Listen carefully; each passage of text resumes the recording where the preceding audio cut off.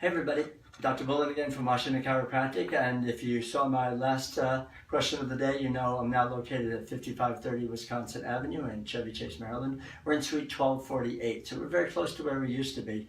But let me go over our question of the day today. This comes from Jim and Bowie, and he says, how do I know if I have a spinal problem?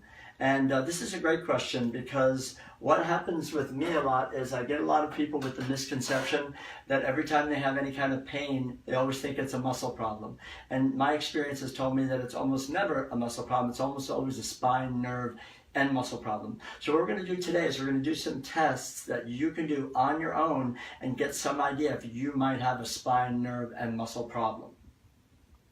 So the first test that you can do is you can have a friend or coworker just put their hands on the muscles between your shoulder and your neck and squeeze, not so hard that it kills you, but squeeze, and if they're tight and they're tender, that's actually abnormal. And everybody thinks that that's a muscle problem, but that very commonly is the nerves from the neck affecting the muscles.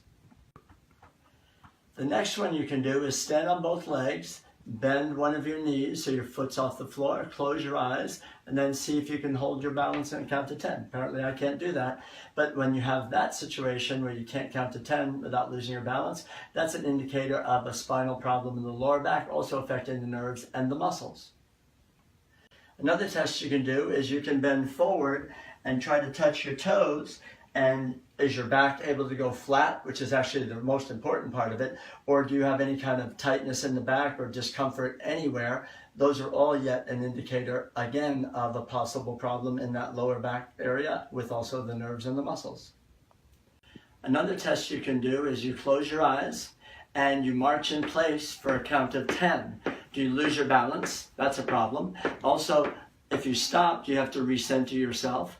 When you open your eyes and you look down, is one foot turned out more than the other? Is one foot in front or behind of the other? This can also be an indicator of a problem in the back with the nerves and also the muscles. Some tests that you can do for your neck to indicate if there might be any sort of issues there is you can just very simply turn your head to one side and turn your head to the other side without moving your shoulders. And of course, if you have pain, that's not normal. But beyond that, is it restricted to one side more than the other? Can you turn your chin almost just about over your shoulders? Any of those things that might have any deviation also are very likely an indicator of a nerve problem coming from the neck going to the muscles. Another test for the neck and upper back area is if you can reach your arms one to the other and touch, and if you reach to the other side and it's different from one of the sides, that also indicates that there's definitely a nerve problem going on in that neck area, because you should be able to have it touch and also be the same on both sides. So there's lots of other tests that can be done, but the last one I'm going to show you today is very simple. You just hold your arms up in the air like this is a stick up, and if you hold those hands and arms up there for 1 minute, do you get any kind of tingling in the hands or the arms? Do you get any numbness? Do you have any pain? Do they start to weaken if you hold them there for a minute? These also are pretty strong indicators that there's a nerve problem coming from your spine and the neck and also going out to the muscles.